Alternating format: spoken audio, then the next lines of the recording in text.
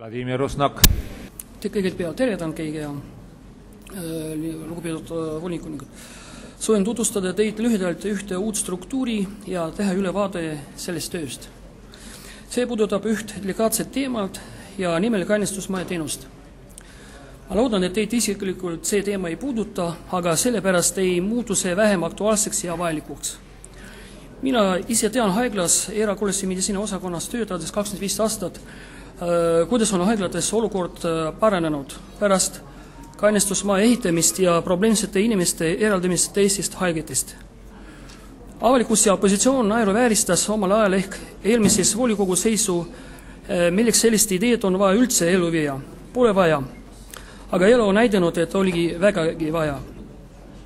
Kainestusmaja pole päris see, mis oli arestimaja, kuhu olid senini paigutatud alkohoolses joobes inimesed. See on eraldi asutus, kus on meditsiiniline järelevalve. Senini koostöö politseiga on pragmaatiline ja asjalik. Sama kehtib ka Tallinna haiglate kohta.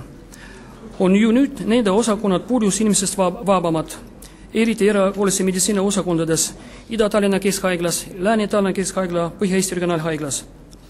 Linnakülalised, kes on tsiba palju purjus, on turvaliselt majutatud, nagu näha, seltskond on rahvusvaheline. Näiteks mõned andmed eelmise aasta kohta.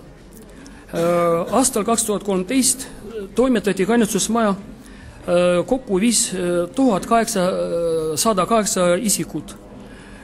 2058 isikut, kellel puudub kindel elukoht.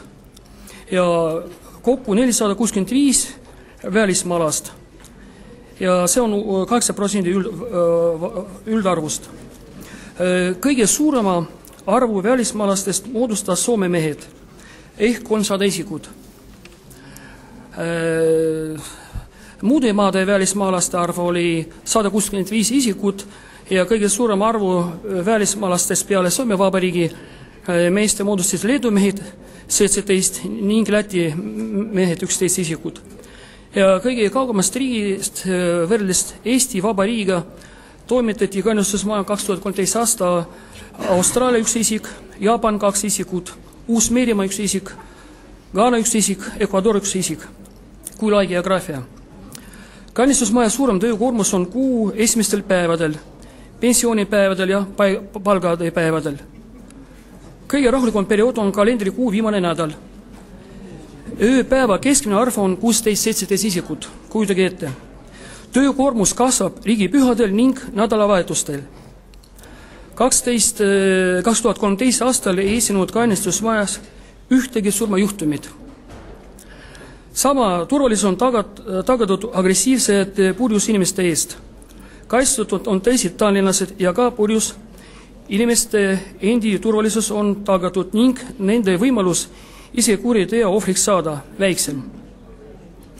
Talvisel ajal on võimalik paigutada purjus inimene turvalisse kohta, et ta ei külmuks. Viimastel aastatel on külmunud purjus inimeste arv palju vähenenud. Ja haiglate osakondades on vähenenud või olematuks muutnud agressiivsete alkohoolikute viibine ja turvalisus haiglates viibijate ja personaali suhtes on hea. Antud asutus on pidanud Põhja politsei prefektuuri väga vajalikuks ja koos tööd Tallinna linnaga heaks. Loodame, et ka teised omavalitsused loovad sarnased asutused, vähemalt suuremad linnad Eestis, kus samuti käib palju välismaalasi. Ja lugupeetud kolleegid, loodan siiralt, et see kainestusmaja positiivne kogemus jääb teile siiski teadmatuks ja tänan teid kõige väga nende faktide kannatliku kuulatamise eest.